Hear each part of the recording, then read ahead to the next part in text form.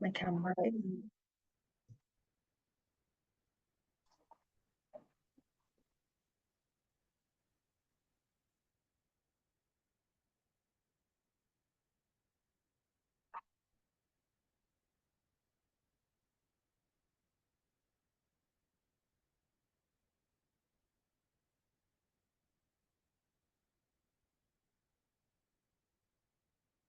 Hi, everybody. We'll give it 10 seconds here for people to filter in.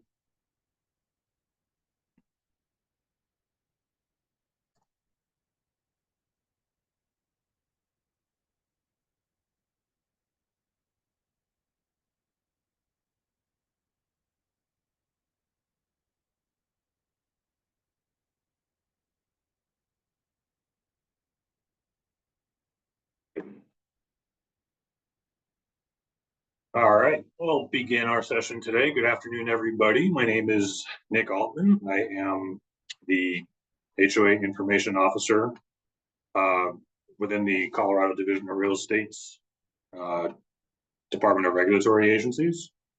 You've joined our monthly HOA forum, and the topic of this month's forum is CCIOA and the budget process. I also have David Donnelly here with us today, and also Amanda Lopez to help moderate some of the chat questions. Hello, David. Hello, Amanda. Good afternoon, everyone. Thank you very much for joining us today. I'm excited about this presentation very much. Good afternoon and happy Friday to everybody. Thank you for joining. All right, just a couple of quick housekeeping items before we get started. Today's presentation will be recorded and uploaded to the division's YouTube channel. You can find the link to our channel at the end of this presentation. We'll also try and drop it into chat. You can view a lot of our other videos about HOA and general real estate topics. I hope you can give our YouTube channel a peruse. To ensure that we can answer your questions as efficiently and effectively as possible, we have chat enabled. So throughout the session, if you have questions, feel free to drop your questions in the chat icon at the bottom. You should have the ability to pose the question anonymously. And then lastly, the slides and a link to this video will be posted on our website within a couple days of this presentation, most likely Monday or Tuesday of next week. All right, so a little bit about us. Again, we're the HOA Information and Resource Center, and we just like to say what we do and don't do here. So what we're able to do is provide information to homeowners regarding their basic rights and responsibilities under the Colorado Common Interest Ownership Act, or CCIOA. We gather, analyze, and report information through complaints and HOA registrations, and we're able to create resource materials. What we don't do is mediate or arbitrate on behalf of homeowners, board members, or community association managers. We do not act as a regulatory program, and we do not or cannot provide legal advice.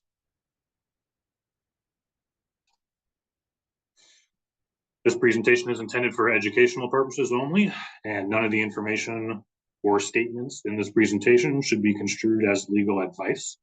Any legal questions should be directed to a licensed qualified attorney. All right, and just to get us all started on the path to success and set the tone for this presentation today, I have an important attendee poll. See if I can get this started here. So you should see a box on your screen. The first question is, which Halloween movie is best? Number one being Halloween, Hocus Pocus, The Nightmare Before Christmas, Ernest Scared Stupid, or Casper. And this is a totally unbiased poll.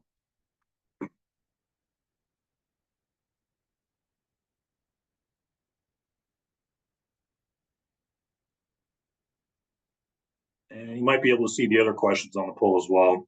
So number two is, we like to understand our audience a bit better. If you could please let us know if you're joining as an HOA board member, an HOA member or homeowner, an HOA community manager, or other. Number three is, where is your community currently in the budgeting process for this current fiscal year, we have not yet begun the budgeting process. We have a draft budget only, but have not yet adopted a budget. We do have an adopted budget approved by the board. And lastly, we have finalized the budget and have already scheduled the budget ratification meeting.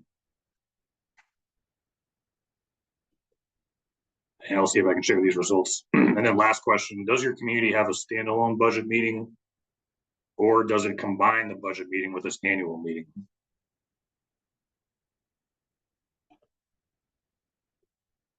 Just give that 3 more seconds.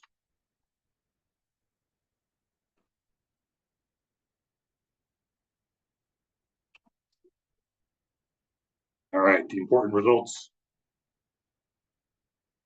Most of you all said The Nightmare Before Christmas. Nobody said Ernest Scared Stupid. That kind of upsets me. Most of you all are board members today. We have a few homeowners, a couple community managers. Most of you all, I would say, you have drafted a budget, but have not yet formally adopted a budget. And then about 36% of you said you have standalone budget meetings compared to 64% combined with a budget meeting.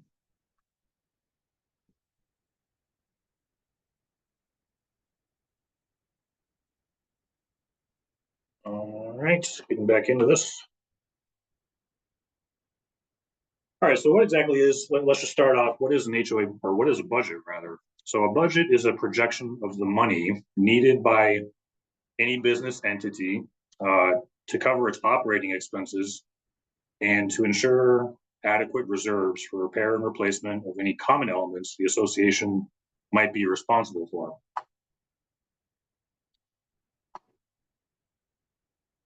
Slight delay in my animation there. So budgeting is the process of setting financial goals for an HOA community and ensuring that the community's spending stays on track. Budgeting is one of the most important functions of a board and entails setting short-term and long-term goals for the financial health of the community. During this process, it's helpful to distinguish those community expenses which are must-haves compared to those community expenses which would be nice to have. The board and or management company must review the periodic financial statements in order to confirm that those predictions arising from the creation of the budget match up with actual expenditures.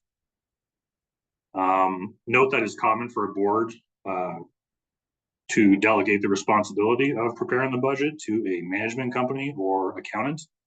But keep in mind that the board is still ultimately responsible for the budget and ensuring that the association stays on budget.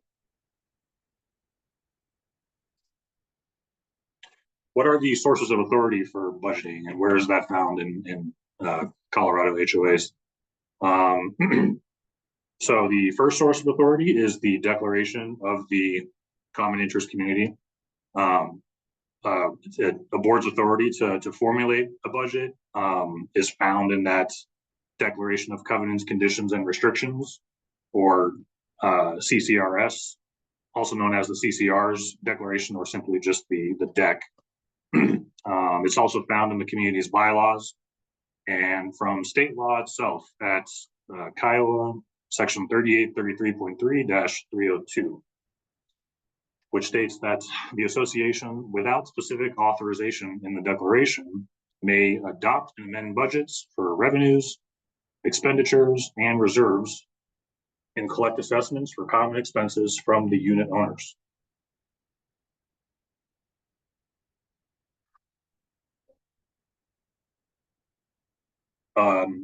These same sources of authority also allow a board to levy assessments on the HOA members.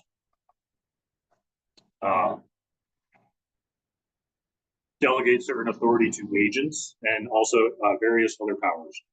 So it's important for board members and homeowners alike to review these governing documents. You might also find similar authority in the Articles of Incorporation for the association. Apologize for some background noise. All right, so what might your typical HOA budget look like? So of course, there's no standard template, and all communities will be different. But in general, I put up a sample budget on the screen here, just to kind of get a general feel for what you might see on an HOA budget. So of course, you have your revenues, which include assessments. They can include unpaid assessments or delinquencies, late fees, interest income from reserve funds, and maybe something like legal recovery might be on there. Typically businesses, they include 3 years on the column, 2018, 19, 20, just as to compare previous year's spending with the projected year's spending. This is useful to make management decisions in terms of where we might need to increase revenues or where we might need to cut costs. So it's important that this is just an estimation. It's not although most communities try and get it right on the number, very rarely is it actually exactly on budget at the end of the fiscal year.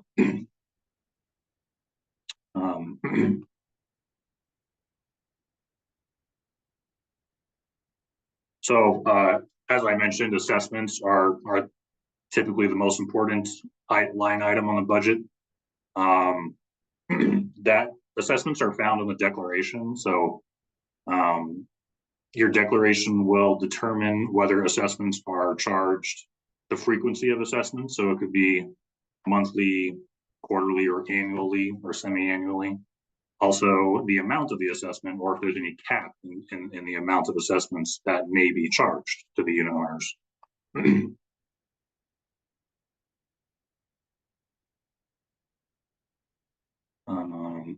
Expenses are relatively straightforward.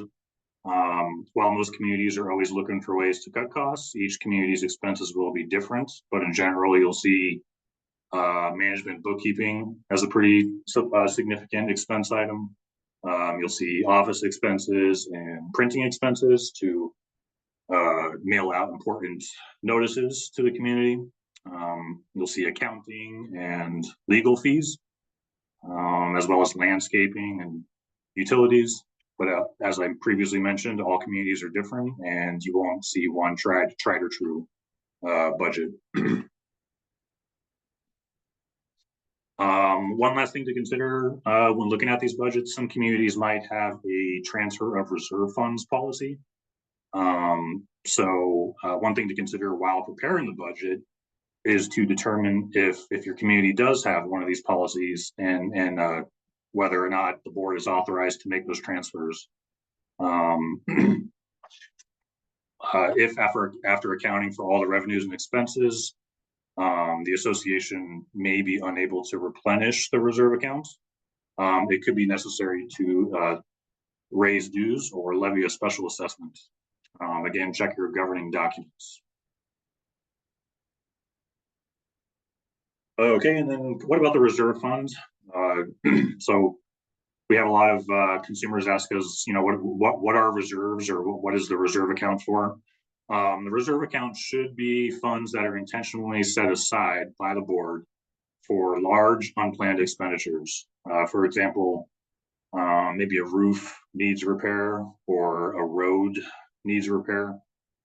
They're generally not recurring operating expenses or predictable operating expenses, but nevertheless, they are very important expenditures and they should be planned for.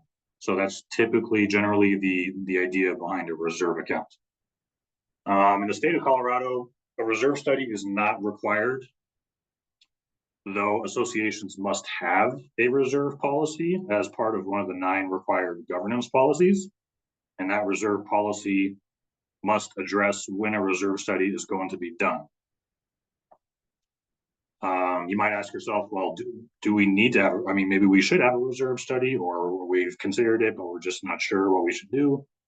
Kind of, rule of thumb, does your community, maybe it has a lot of aging common area components currently, or that there's some deferred maintenance on some big ticket items coming up.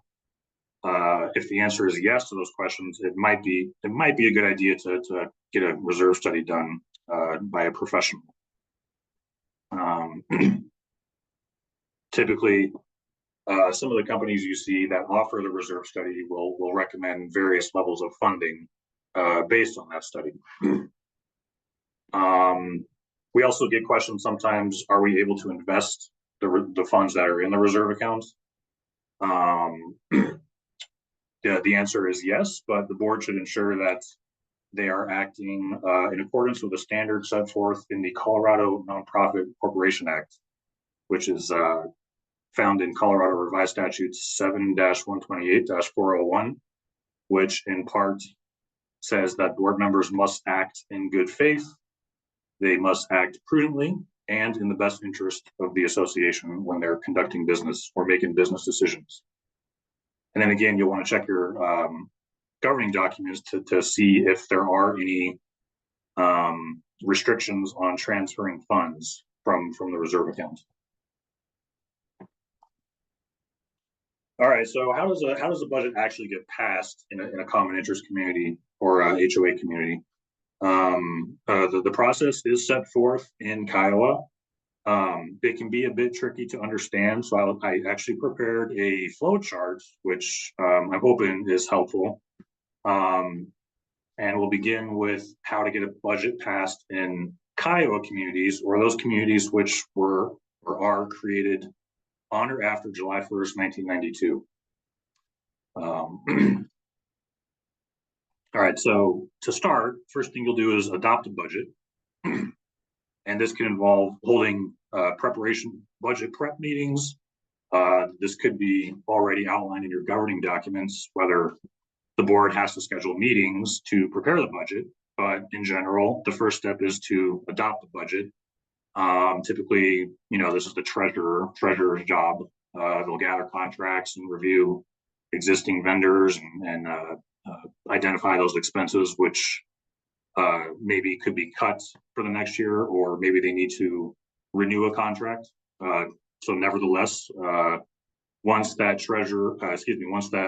budget is proposed to the rest of the board, usually the whole board will vote on whether to approve the budget, and that's officially called adopting the budget. So once the budget has been adopted, within 90 days, the board must send out a copy of the budget or budget summary to the owners and schedule a budget ratification meeting. So that must be done by first-class mail, U.S. first class, or posting to the association website. And when you're sending out the notice, make sure that the notice complies with any applicable bylaws provisions that are set forth in your community. So once the owners have an opportunity to review the budget summary, the budget ratification meeting is held. So at this point, it kind of becomes tricky. I mean, a lot of people are like, okay, so what about approval? Do the owners have to approve it? Can they veto it? What's the next step in the process here? So the next step in the process is to determine if your declaration states, is owner approval required to pass the budget? If the answer to that question is no, which is a lot of communities, then the budget is automatically ratified unless a majority of all owners veto or any higher requirements set forth in the declaration. So again, if the answer to that is no, if owner approval is not required, then the budget that's proposed at the budget ratification meeting is automatically ratified unless a majority of all the unit owners in the community, not just the owners at the meeting, but all of the unit owners in the community, veto the budget. And your declaration may have a higher requirement than just a simple majority.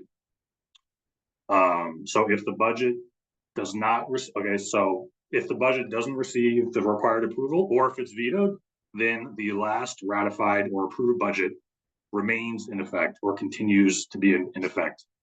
The board has to use the last budget that was not vetoed. Going back to this question, okay, well, we looked at our declaration and it looks like owner approval is required. So then at the meeting, you must obtain the required approval.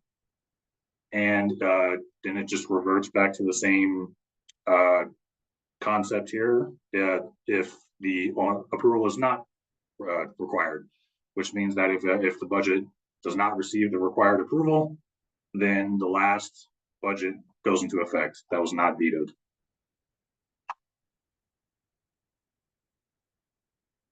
All right, so I just explained the process for CCIOA communities, which is color coded blue back here. Again, CCIOA communities created on or after July 1st, 1992. So this process does apply to all CCIOA communities. There is one exception for those communities which are pre-CCIOA communities, or communities created before July 1st, 1992. So what about these pre-CCIOA communities? So to get a budget passed in a pre-CCIOA community, the first question that has to be asked is there an assessment cap in your governing documents? In other words, is there a maximum amount that assessments can be set in your governing documents? Or alternatively, is there a limit to the amount the board may increase assessments on an annual basis? If the answer to that is no, then you proceed to the previous CCIOA budget process in the previous slides, which is in blue. If the answer to that question is yes, then the board adopts a budget, just like the previous process. Then within 90 days of adoption, the board will send a copy or a summary of that budget to the owners so that the owners can review and prepare questions and schedule the budget meeting. The next step is on the next slide. The next step in this process is the board will hold the budget meeting, the properly noticed budget meeting, and then a question must be asked here. So do your documents, is the proposed budget in this pre-CCIOA community exceed the assessment cap that is stated forth in your declaration?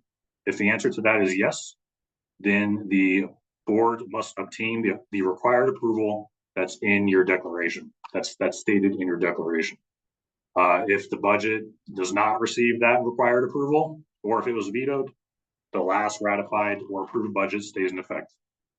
So if the answer to this question is no, if the proposed budget does not exceed the assessment cap that's stated in your declaration, then there is no approval required for that proposed budget. The budget meeting is for discussion purposes only. All right. Last but not least, limited expense communities. A limited expense community is that community which is defined in section 3833.3-119 of CCIOA, which in part limits the amount of assessment or the amount that a community can increase its dues on an annual basis. So how do we get a budget passed in these types of communities? Well, you'll be glad to hear that it's pretty straightforward. Iowa does not define the budgetary requirements needed to pass this type of association's budget. Therefore, look to the governing documents of the association for the budget process. And that concludes the different types of communities and how to pass a budget for those different types of communities. I hope that was helpful and makes sense. So you might have heard me mention this concept of a standalone budget ratification meeting compared to combining it. So why would we want to hold a standalone budget meeting, or is there any advantage or disadvantage to holding a standalone budget ratification meeting? So CCIOA doesn't actually require that the budget meeting must be held during the annual members meeting. So a standalone meeting is permissible, assuming that your governing documents don't say otherwise. So one reason maybe why a board would want to try for a standalone budget meeting is if apathy exists in the community. it might be safe to hold the standalone meeting in order to bypass the quorum requirement that is otherwise required in order to conduct business. So remember that the budget meeting itself doesn't have a quorum requirement, just the annual meeting. In this way, maybe the board can focus on the most important aspects of the community, all revenues and expenses, and whether to potentially raise or even lower the dues, although very few communities are actually considering lowering their dues. Again, the standalone budget meeting must be properly noticed to the owners and in accordance with the governing documents. So what about that combined budget meeting? Is there any reason, or why should we consider holding the budget meeting with the annual meeting? Well, traditionally, the greatest number of owners actually tend to show up at the annual meeting. HOAs already have a hard enough time getting owners to attend the meetings. In this way, it might provide for greater community input on the budget and what the expenses are. It would offer a setting for lively debates for the community's goals and future. And again, this also must still be properly noticed to the owners and in accordance with the governing documents.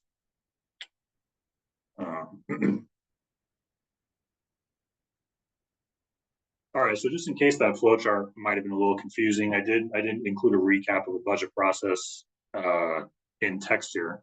It is a lot of text. I'm not going to go through all of it word for word, but in summary, so the board creates a proposed budget, and this task could be delegated to a management company, and then actually usually it is, or to some bookkeeper or accounting firm.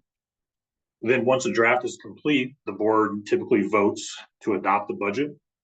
And so within 90 days, it doesn't have to be exactly 90 days. It could be less than 90 days, but as long as it occurs within 90 days, the board has to deliver a summary of that budget to the unit owners, either through U.S. first class mail or posting on the HOA's website, and have to set a date for that meeting for the owners to consider the budget.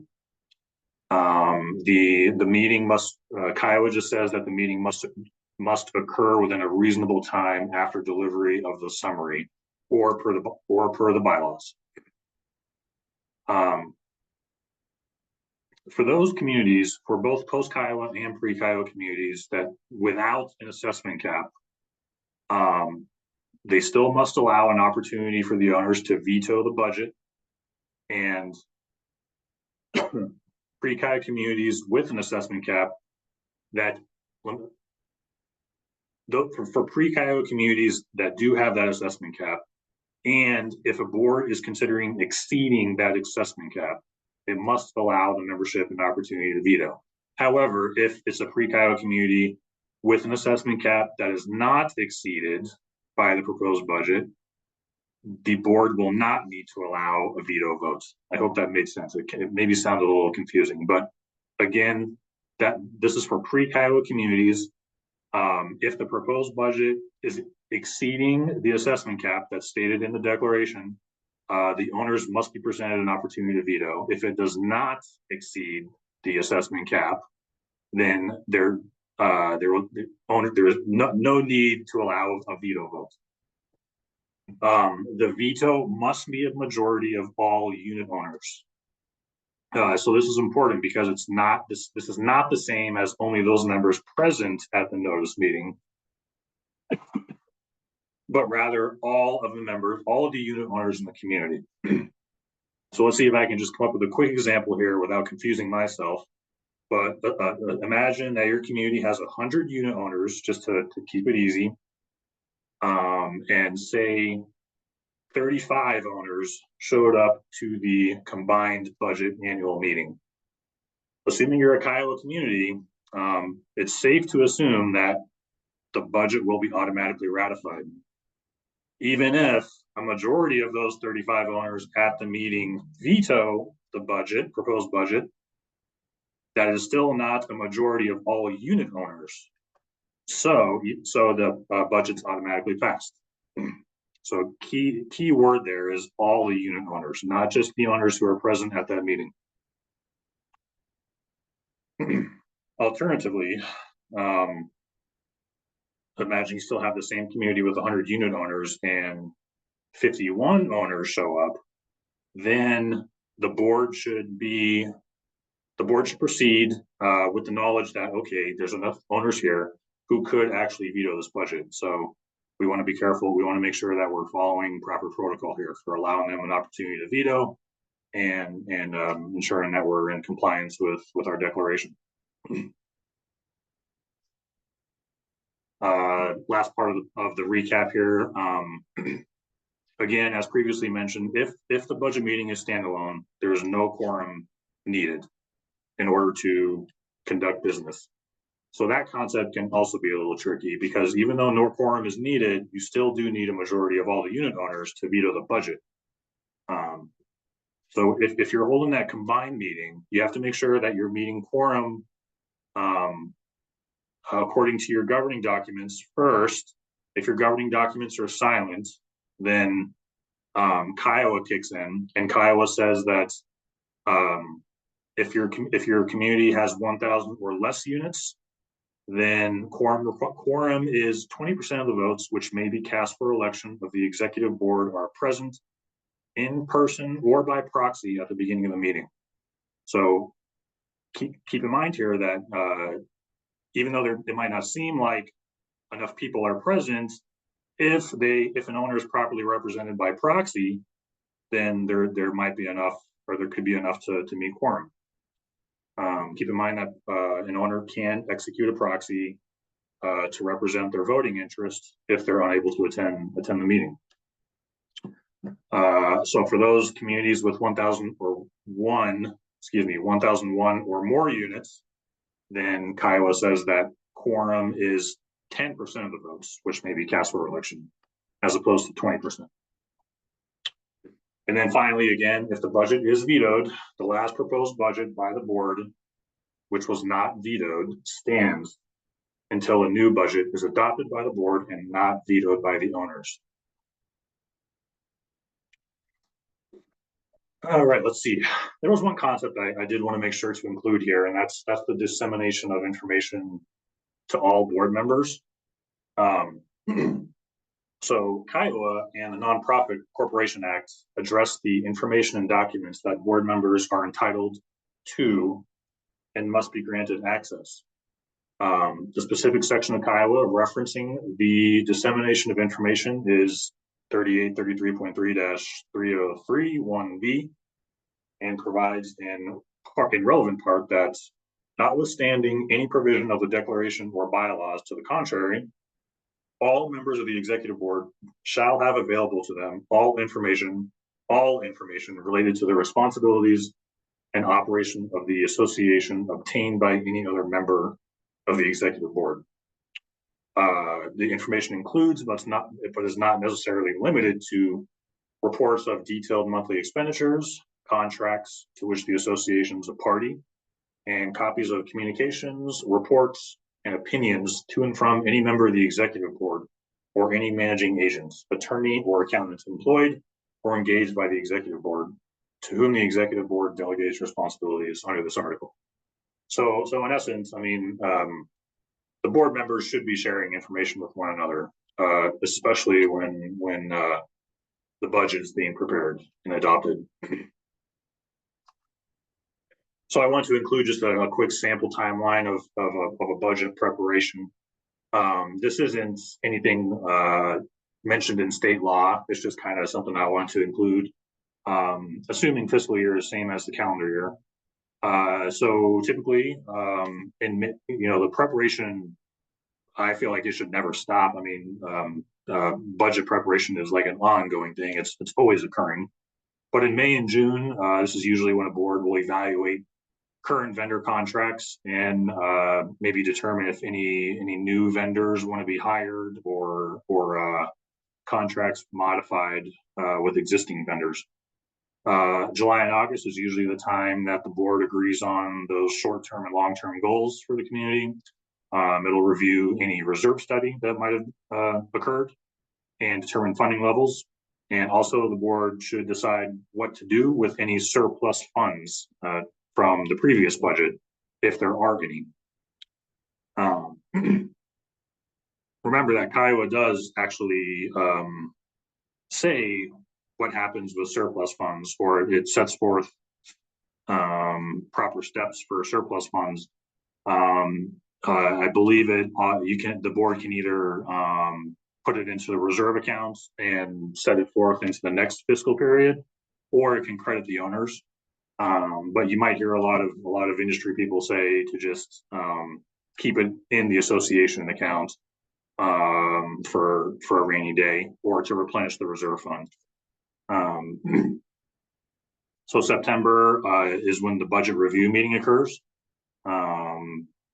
When the most important expenses are identified, and also the time for the boards to consider if we need to issue a possible special assessment on the owners to cover our budget, or to cover our assessments for the upcoming year. October, boards usually, that's when they adopt the budget, when they vote and approve the budget, and that's when the budget summary is mailed to the owners and the meeting is scheduled. November might be the time when a board will hold a board meeting or two to solicit feedback from the owners, and allow a couple weeks or the month of November to make any necessary changes to the final budget.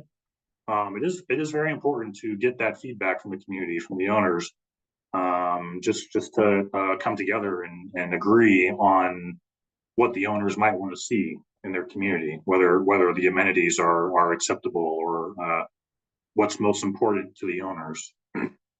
And December typically is when that budget ratification meeting will be held, either standalone or most of the time with the annual meeting. And that's when the opportunity to veto the final budget occurs. And January 1st, the new budget goes into effect on the new fiscal year. Just a couple notes to consider here when you're preparing an HOA budget, your budget. Maybe your declaration has a kind of an overburdensome quorum requirement. You find that we can almost never have meetings because nobody ever shows up. The board might consider amending the declaration to loosen those quorum requirements, just for the simple fact, or just for the simple idea of, hey, we need to conduct business here. We need to meet, we need to agree on our goals, and consider the future of our community. And then also, it's important to keep in mind that being a board member is not easy. Decisions might need to be made that are not popular with the owners. Definitely, everybody knows that raising dues is not fun, and no one likes having to pay more HOA dues.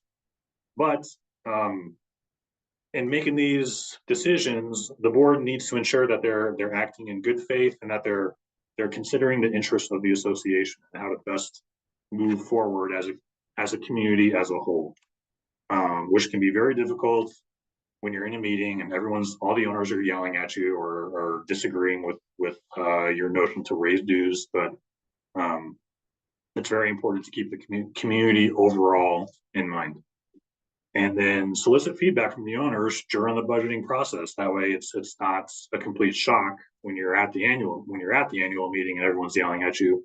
If you're able to gather owners' input prior to that meeting, I think owners will be more amenable to possibly having to pay those increased dues, or even a special assessment, if they understand what the expenses are and how to move forward. All right, I did want to include just some select registration data, if no other reason, just because I thought it was interesting.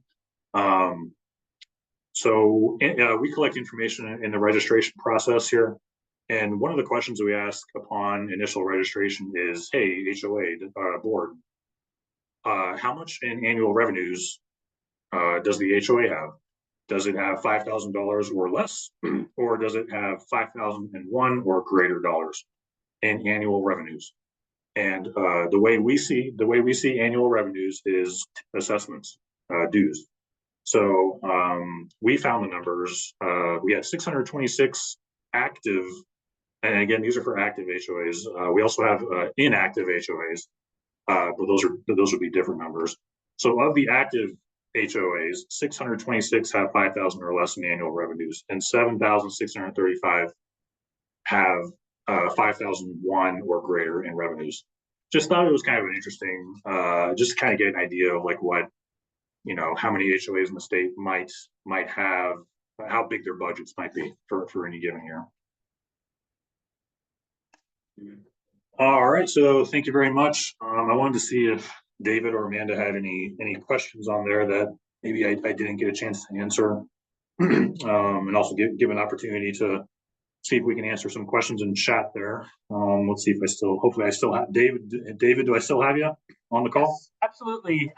I've been answering some of the chats while you've been going through your presentation, but a couple that I think would be helpful to be brought to the forefront. One great question was simply if we should be considering assessments as revenue on budgets. I did answer that question in the chat, but the short answer to that is yes. For the majority of communities in Colorado, really the only revenue that you would probably expect to have, in fact, is going to be regular assessments and special assessments. Although there is an argument to be said that violation fees, fines, and penalties, and the like would also could also be itemized as revenue. Now, for those of you that participated in the HOA homeowners' rights task force meetings, that discussion came up quite a bit, and there were a lot of concerns were raised by those task force members about whether or not communities should rely on fees and fines and penalties as revenue, and generally speaking, the consensus across the task force was that you shouldn't be relying on that. But because those fees are penalties, yes, they are something that the association does put into its bank account, and once they're paid. And so it is technically revenue, but for a community to rely on that, it might almost incentivize some communities to push towards creating revenue that way. So so just a cautionary tale there, but yes, special assessments, regular assessments, those would be itemized as revenues. Thanks for that, David. Amanda, did you notice any questions that I am looking, and I do see a few that have came in. Let's see, and like you said, David, I know you've been answering a lot of, or all of them actually, in the chat. So I've been reading all that. So unless you want to go and over the new ones that have came in, did you want me to go over those ones? Do you want me to read those ones to you? Because I know there's one from Susan. Should an HOA budget combine operating and capital expenditures?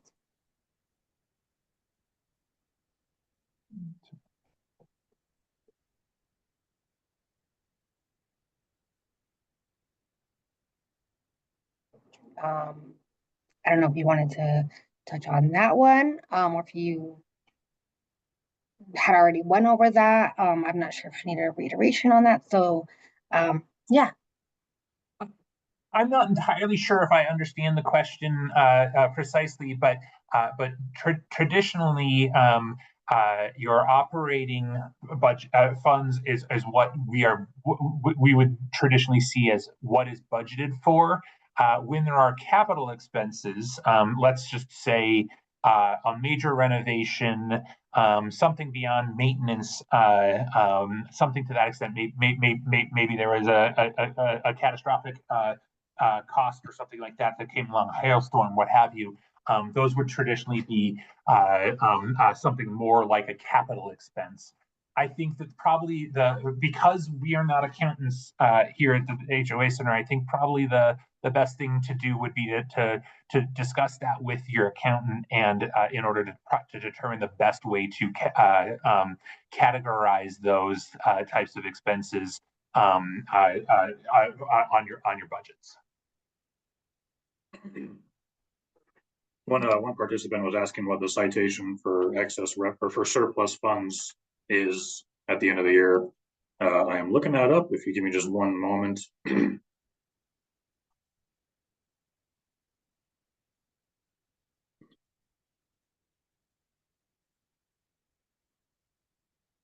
And that citation is CCIOA 38-33.3-314, surplus funds.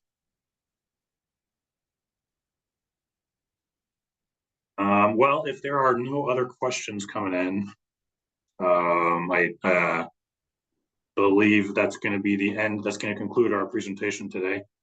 We do hope that you found this presentation helpful as you're preparing your budgets. Maybe you've been doing your budget for 10 years now and you're a pro and expert, or maybe you just joined your board and you're kind of curious about the process. I do hope this information was helpful, and feel free to shoot us an email. Let me put that up on the slide here real quick, just in case you do not have that. Should be Dora underscore HOA, Dora underscore